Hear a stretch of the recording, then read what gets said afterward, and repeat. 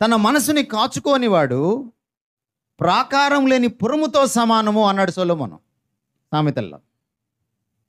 పాత రోజుల్లో పట్టణాలకు చుట్టూ ప్రహరీ గోడలు ఉండేవి, చాలా ఎత్తుగా ఉండేవి. ఇప్పుడైనా కోట గోడలు చూసారా మీరు? దానిపైన బురుజులు ఉండేవి.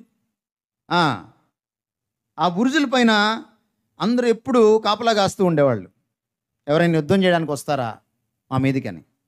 ఒకవేళ ఆ ప్రాకారం లేకపోతే ఆ పట్టణం పరిస్థితి ఏంటి?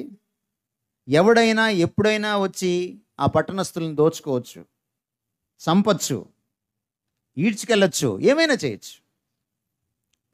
సొలొమోను ఏమన్నాడంటే, ఒకడి మనస్సు అది కంట్రోల్లో లేకపోతే, దాన్ని కాచుకోకపోతే ఆ ప్రాకారం లేని పురముతో అది సమానం.